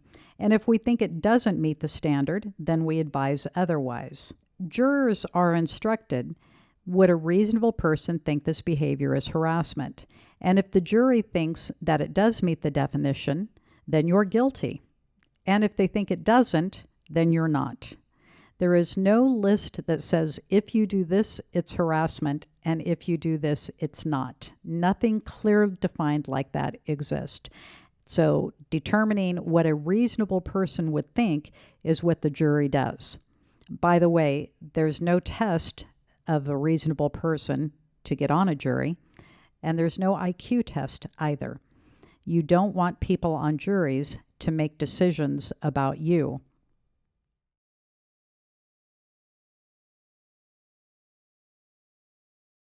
Some courts have said, because women are different than men, if a woman feels she's been harassed, the standard is what a reasonable woman considers to be harassment. And if I were a man, I'd be scared silly over that. No joke. I know that men and women tend to take things differently. And sometimes women are offended by things that men don't think are offensive. Guys, how many times have you said something to a woman and she's offended and you have no idea what you said that was offensive? Probably happens quite frequently. So how is a guy supposed to prevent himself from being accused of sexual harassment by a woman when he has no idea what a reasonable woman would find offensive? I think it's fairly easy. Don't talk about sex. Don't ask for sex. Don't show sexual photos. Keep your eyes at eye level. Keep your hands to yourself. And that should pretty much do it.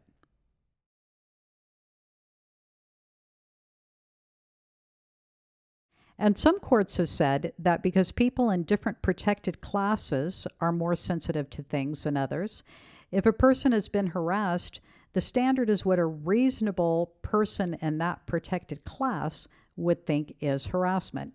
I'm sure that was very clear. Let me try to clear it up. If a Muslim feels that he has been harassed, the standard would be what a reasonable Muslim considers to be harassment. And if a homosexual felt that he were harassed, the standard would be what a reasonable homosexual would consider to be harassment.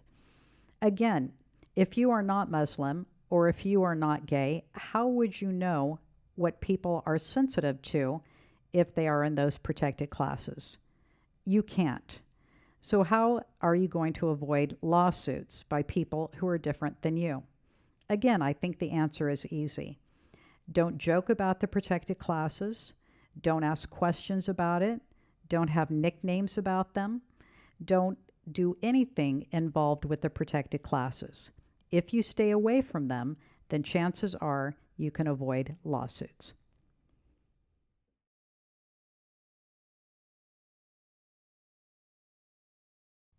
So, up to this point, we've been talking about recognizing harassment. Now we're going to talk about responding to it. What do you do? We've told you all these things to look for, whether it's protected classes, retaliation, other bad behavior in the workplace. What do you do if you actually see this happening at your workplace?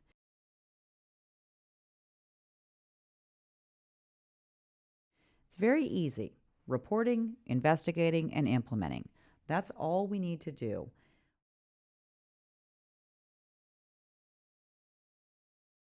Why is it important? Why do we care about responding to harassment? It's because this is a separate basis of liability. What I mean by that is even if there's no harassment that's actually occurring, but a complaint comes in and you fail to respond to it, fail to investigate it, you can be on the hook for that. I have had situations where we were able to demonstrate that no harassment had actually occurred, and yet the client was on the hook later because they hadn't conducted a proper investigation. It's a separate basis of liability, so we need to pay attention to this piece.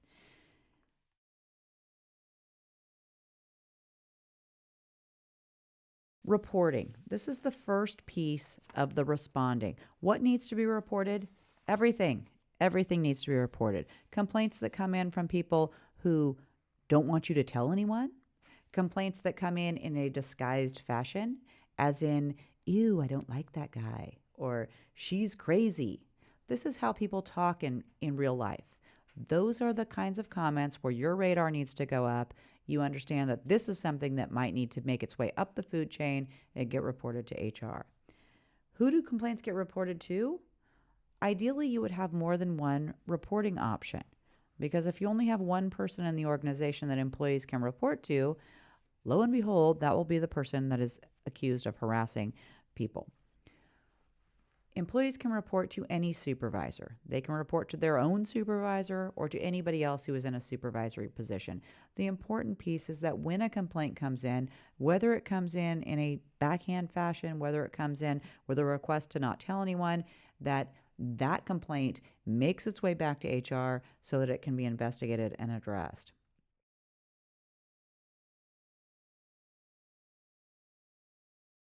A very important part of reporting is documenting. One of the things that supervisors cannot do is require people who want to make a complaint to write it down themselves. That has been seen as a way to stifle the complaint process. If people can't write, then they can't complain. So supervisors need to document who told them, what they told them, when it happened, where it happened, witnesses that might be involved, anything that can help HR or the investigator with the situation. Supervisors, when the complaint is about you, the biggest thing that you cannot do is retaliate against people for making that complaint. Retaliation is usually in the form of messing with people's money, demoting them, transferring them, reducing their hours, firing them. But retaliation can also be just changing the working conditions of people. And one of the ways that supervisors change the working conditions of people is that they refuse to interact with them. That's a natural response when somebody complains about you, is to refuse to interact with them. You can't do that. You have to continue to interact with them on a professional basis. And then finally, confidentiality of the complaint process is limited. So if somebody comes to you and says, I want to tell you something, but I don't want anyone to know that I told you, you cannot promise them that no one will know. Usually during the investigation process, the name of the complainant is revealed because of the nature of the investigation questions. You can't just ask in an investigation, have you ever harassed anybody? That usually doesn't get an affirmative response. The investigation questions have to be very direct and pointed. Did you call so-and-so, such and such, in the break room yesterday? And when you ask questions like that, usually the complainant's identity is revealed. So you cannot promise confidentiality.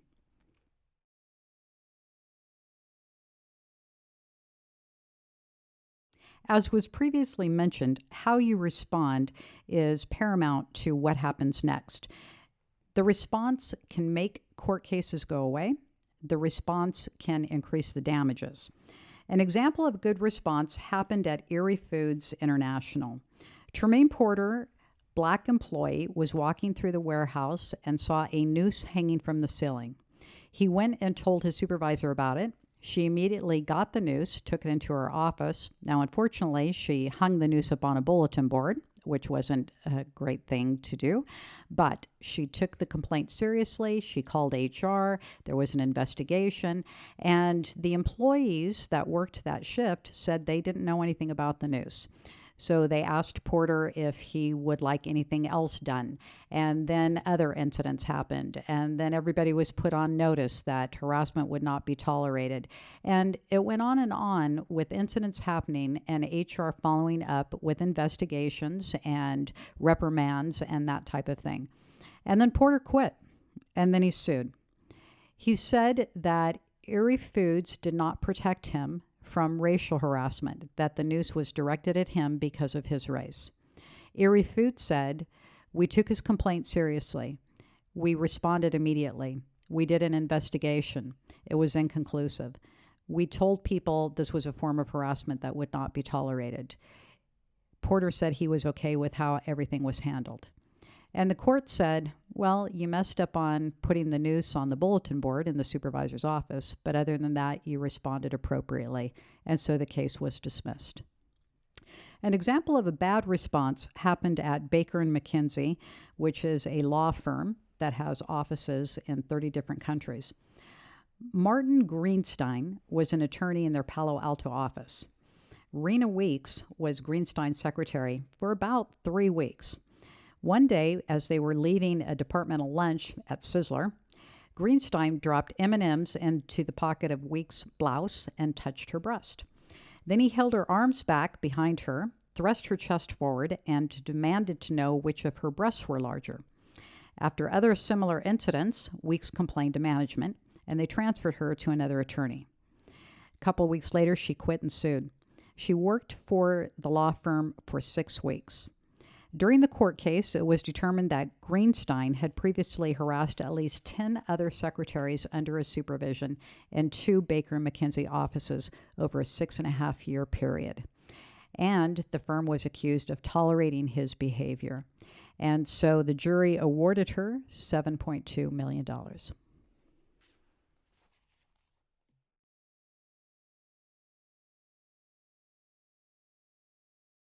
Question number 35. Employers must investigate all claims of harassment unless the victim requests that no investigation take place. The answer to that is false, because the first part of that question is true.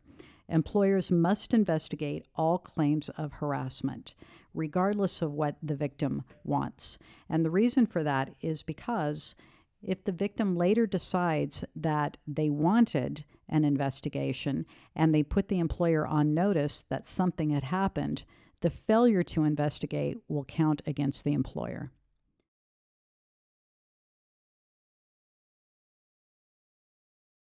Question 36. Harassment claims do not have to be investigated if the employee never files a formal complaint. The answer to that is false.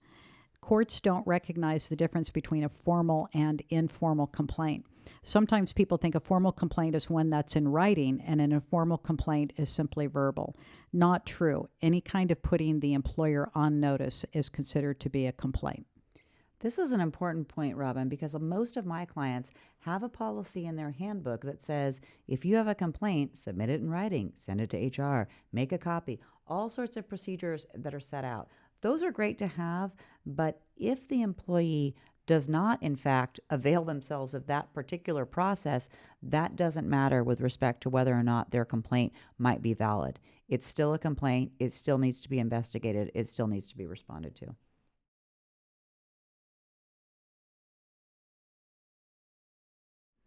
Question 37. You must make complaints of harassment or discrimination to your immediate supervisor. The answer is false. You cannot make employees follow the chain of command on this, because if it's their immediate supervisor who's doing the harassing, that stops the complaint procedure. You must allow employees to make complaints to anyone above them in the food chain.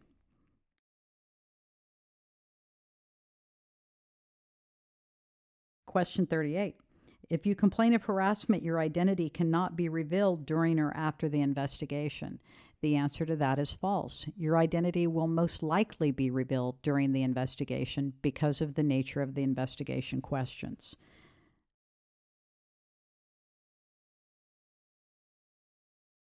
Question 39. If you falsely accuse someone of harassment, you can be fired and/or sued for defamation. The answer is true. It's difficult to prove that someone filed a false complaint. Frequently in investigations, they're inconclusive. You don't know what happened.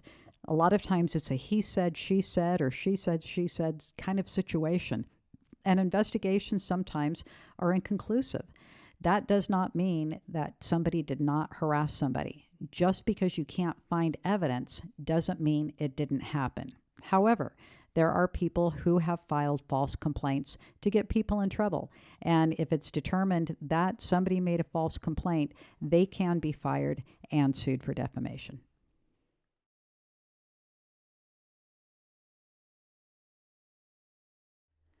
I want to talk about implementing investigation results. As Robin just mentioned, most of the time you won't know what exactly happened, but in some cases you are able to determine what precisely transpired between these two employees. In those cases, you're going to want to assess and determine the corrective action you want to take. Things you're going to want to consider: how egregious was this conduct? What was the harasser's employment record? What kind of discipline have you imposed in other cases? Do you have a progressive discipline policy that's in place? These are the kinds of things you'll want to consider as you determine what sort of corrective action is appropriate. What I'd like to highlight, though, is that 9 times out of 10, you won't be able to determine what exactly happened. That's all right. We can't go back in time and be a fly on the wall. I wish I could. It would be very interesting to see what actually did transpire. In those cases, you still need to take action. And you need to take action in order to prevent the likelihood of that conduct happening in the future. If you have 2 employees who are in a dark storeroom and one says that this happened and one says that it didn't happen, here's a solution. We're not going to allow employees to go into the dark storeroom alone. We're going to install cameras. We're going to take whatever steps are necessary in order to prevent this type of behavior from happening going forward.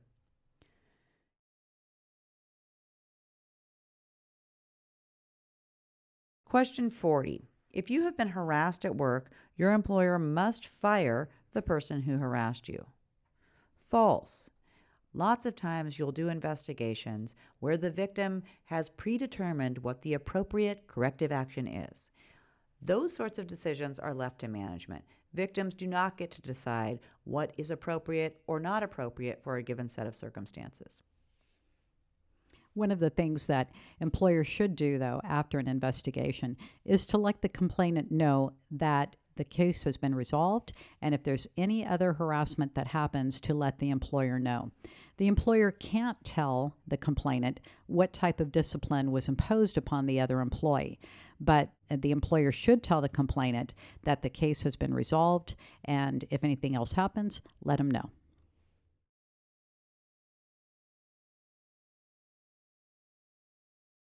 The final step in the process is trying to prevent harassment from happening. If you get hit with a claim, you want to be able to demonstrate that you have been trying to prevent harassment from happening the entire time. Here are some things that the company has to do.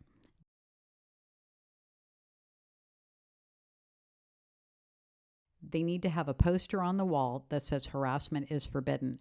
That poster needs to be where every single employee can see it. If you have employees who are more comfortable speaking a different language, and at least 10% of your workforce does, then you need to have the poster in that language as well. You need to have a policy in place that says this is what harassment is, it will not be tolerated, this is what to do if you feel you're being harassed, and you will not be retaliated against. An information sheet has to be given to every new employee, in addition to the employee handbook, if you have one, that says harassment is forbidden. It needs to be a standalone piece of paper that is given to every new employee upon hire. You need to have a well-communicated complaint procedure. Everybody needs to be able to know if you feel you're being harassed, this is who you should go to. And you need to have more than one person that they can complain to. An impartial investigation procedure. We didn't talk about how to investigate harassment in this series because most of the time supervisors don't do investigations.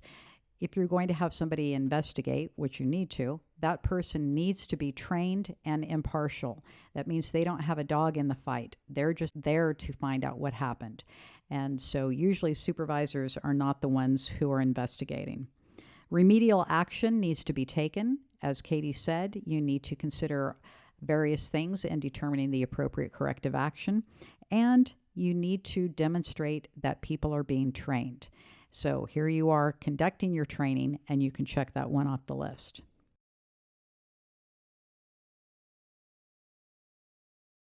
That's what the company needs to do. What supervisors need to do are the following. If you see or hear inappropriate behavior, stop it. Don't allow it to happen. If you allow it to happen, you can be personally sued for the harassment. Again, you don't have to harass anyone to be sued for harassment. When you're in a supervisory position, if you know about it and do nothing about it, you can be liable. Take all complaints or incidents seriously. I had a situation where I conducted harassment training for a client and then got a call back to come back about a month later. One of the supervisors who had been in the training had received a complaint of harassment, and he didn't take it seriously. He thought the complaint was stupid, so he didn't report it to his manager. The employee who complained to him then complained to the manager and told the manager she had told her supervisor and nothing had happened. The manager said to the supervisor, "Why didn't you tell me about this?" He said, "I didn't think that it was anything to be concerned about." Supervisors don't decide that. So tell every complaint, send it up to HR or your supervisor in order to make sure you're doing what you need to do. Respond immediately. So again, tell your supervisor, tell HR, don't sit around on it. I had a participant tell me he got fired because he didn't tell anybody for 2 days.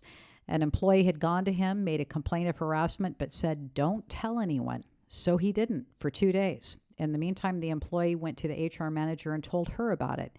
So on day 2 of him not telling anybody, the HR manager summoned him to her office, asked him if he knew about the complaint. He said yes.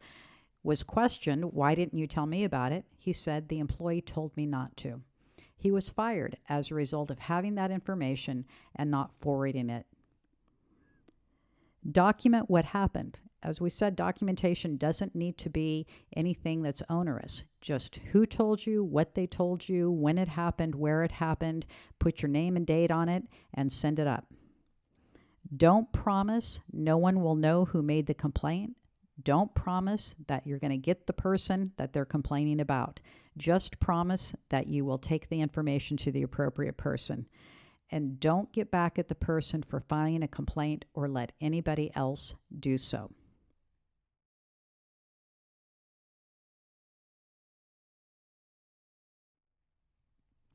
One final thing that we need to tell you about before we close is new law about abusive conduct. Abusive conduct is another term for bullying. Bullying in the workplace is not illegal at the moment. What is illegal is for us to not tell you about it. So abusive conduct is conduct of an employer or employee in the workplace with malice that a reasonable person would find hostile, offensive, or unrelated to an employer's legitimate business interest. Abusive conduct may include repeated infliction of verbal abuse, such as the use of derogatory remarks, insults, and epithets, which is nicknames, verbal or physical conduct that a reasonable person would find threatening, intimidating, or humiliating, or the gratuitous sabotage of undermining of a person's work performance. So that's what bullying is. Now, we see a lot of common words here. We see reasonable person, we see verbal abuse, we see derogatory remarks, insults, all of those types of things that we saw in the definition of harassment. What is not in this definition of bullying is the protected classes. So while we took pains to explain to you that harassment is conduct directed at someone or about someone because of being in a protected class, abusive conduct has nothing to do with the protected classes. As we said, this is not against the law yet, but we're required to tell you about it, probably because it's going to be against the law soon. If people tell you that you are threatening, intimidating, or humiliating, now is the time to change your management style.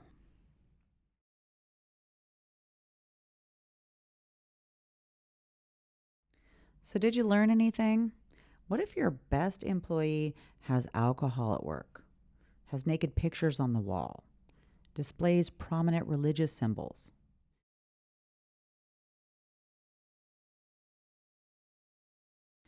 All right, well, I'll let you take a look at that. That's actually my office. That's how I know it's the best employee. There are naked pictures on the wall. There is a bottle of wine on my desk. There is a cross. Not everything in the workplace is going to give rise to a lawsuit. There is an overlay of common sense. What this program is designed to help you identify are those areas where you can get into trouble. Not everything that happens at work is going to require that we call the FBI in or that we do an investigation, but you need to have your radar up. You need to be on the lookout for this stuff because it's very costly and these claims are on the rise.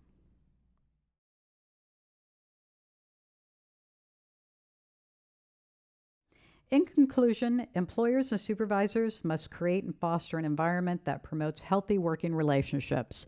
And hopefully, we provided you with the strategies to do that. First, employers and supervisors must be able to recognize harassment, both actual and potential. In doing so, remember the protected classes. It's not only sexual harassment, but racial, religious, anything based upon the protected classes could be harassment. Employers and supervisors must respond properly to suspected harassment. We told you how to do that. The response, there needs to be reporting mechanism in place. There needs to be a impartial investigation that's done by a trained investigator, and there needs to be implementing results. Determining the appropriate corrective action, making sure that people are disciplined consistently and fairly. And finally, employers and supervisors must take all reasonable steps to prevent future harassment. We talked about needing to have a poster on the wall and policies, information sheets given to new employees, remedial action and training. And supervisors specifically, remember that if you know about harassment and do nothing about it, you could face personal liability. So protect yourself. If you see or hear anything inappropriate, stop it. Make sure that you pass those complaints up or make sure that you pass any complaints up to your supervisor or HR immediately. Make sure you document. Don't promise confidentiality, and especially don't retaliate or let anyone else get back at the person for making the complaint. All of this sounds pretty scary. It's basically very easy. People have the right to go to work without being harassed. Unfortunately, people harass each other. That's why it is the employers and supervisors' responsibility to make sure that everybody can just go to work and get their work done and go home and take care of their families. This concludes our training. You have a quiz in your immediate future. So please log in to the website that is listed and complete that quiz. And if you have any other questions or concerns about harassment, discrimination, or retaliation, feel free to contact Katie or me at our contact information listed on the screen.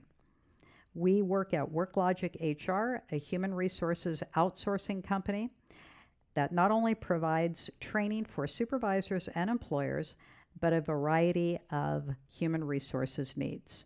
We look forward to hearing from you, and good luck.